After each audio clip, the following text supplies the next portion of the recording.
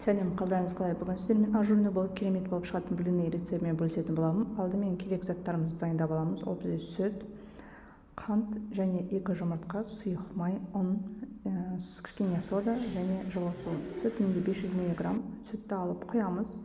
Оның үстіне өзімізге қажетті мөлшерде қантты қосамыз. Егер начинкамен жасайтын болсаңыз, сол жағын өзіңіз қадағалаңыздар. Оның үстіне 2 жұмыртқамызды салып, жақсылап араластырамыз. Жұмыртқа бәрі жақсылап араласып, сүтпен бірдей болу керек. Араластырып болғаннан кейін, оның үстіне кішкене шипочка дейді, яғни қолымызбен ғана кішкене алып, сода қосамыз. Сода қосып, тағы араластырып жібереміз. Енді кезекте ұн қосамыз. Ұн менде 247 грамм болды. Ол осы 500 мг сүтке жеткілікті.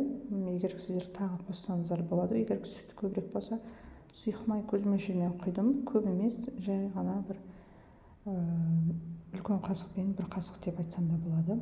Жақсылап араластырамыз. Барлығын араластырып болғаннан кейін міндетті түрде азғантай уақытқа, бір 10 минутқа болсын тынықтырып қоясыздар. Ұмытып бара жатырмын, оның үстіне міндетті түрде ыстық су қою керек. Ыстық су прям қайнап тұрған ыстық су болу керек. Мен мұнда жарты кружка құйдым. Жарты кружка суды құйып, араластырып, тынықтыруға қойып қойдым. Осындай консистенциясы шығады, қою емес, аса сұйық емес, осындай консистенцияда болу керек. Енді мен әр жерде сіздерге табанымды таныстырып отырмын. Мен осыған дейін негізі жай табанмен жасаған болатынмын. Ал қазір осындай блинница алғалы бері көзім ашылды, шыны керек. Бұл бір қыздырып алып, ауыстырып пісіре бересіздер. Блины мүлдем жабыспайды, ішінен тура тез-ақ түсіп қалады. Өте бір жақсы екен. Осыған дейін жай табанмен пісіргеннен кейін, одан кейін разницасын кәдімгідей сезесіздер. Блинымызды осылай жайып құйып шығамыз. Одан кейін асықпай бір баппен пісіріп шығамыз. Көріп тұрғаныңыздар, тесік-тесік болып, ажурный болып, әдемі болып шығады. Енді осылай асықпай бәрін кереметтей қылып пісіріп аламыз. Маған осылай аударған ыңғайлы. Кейбіреулер қолмен аударады.